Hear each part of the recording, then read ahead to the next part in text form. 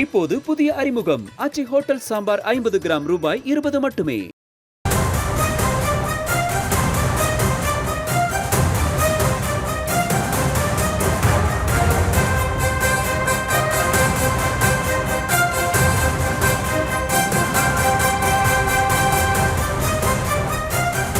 அண்மை செய்தியாக பார்த்து வருகிறோம்.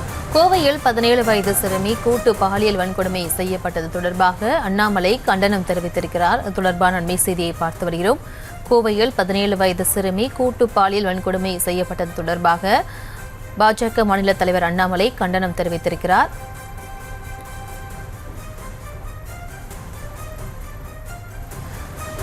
கோவையில் 17 வயது சிறுமி கூட்டு பாலியல் வன்கொடுமை செய்யப்பட்டது தொடர்பாக பாஜக மாநில தலைவர் அண்ணாமலை தனது கண்டனத்தை தெரிவித்திருக்கிறார். அண்மை செய்தியாக பார்த்து வருகிறோம்.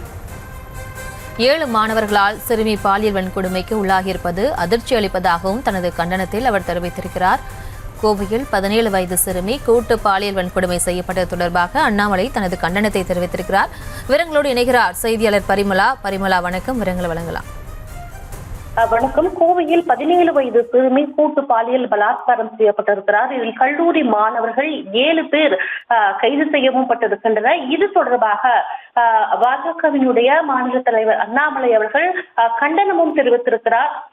இந்த சம்பவமானது சமூக வலைதள கணக்கின் மூலம் சிறுமியை தொடர்பு கொண்ட இளைஞர்கள் அவரை குனியமுத்தூர் அறைக்கு வரவழைத்து இந்த பாலியல் பலாத்காரமானது நடைபெற்றதாக தகவல் வெளியாகியுள்ளது.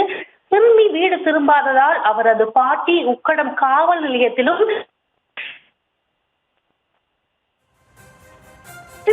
தேடி வந்த நிலையில் மறுநாள் சிறுமி அவரே வீட்டிற்கும் வந்திருக்கிறார். சிறுமியிடம் போலீசார் மேற்கொண்ட விசாரணையின் போது கல்லூரி மாணவர்கள் தங்கும் அறையில் பாலியல் துன்புறுத்தல் செய்வதும் தெரிய வந்திருக்கிறது. இதனையடுத்து கல்லூரி மாணவர்கள் 7 பேரை காவல்துறையினர் கைது செய்திருக்கின்றனர். இந்த நிலையில் உக்கடம் காவல்துறையினர் கல்லூரி மாணவர்கள் 7 பேர் மீதும் போக்சோ வழக்கு பதிவு செய்தும் கைது செய்திருக்கின்றனர். இது தொடர்பாகத்தான் தற்பொழுது அண்ணாமலை அவர்கள் தனது சமூக வலைதள பக்கத்தின் மூலமாக கண்டனமும் தெரிவித்திருந்திருக்கிறார். விவரங்களுக்கு நன்றி பரிமளா.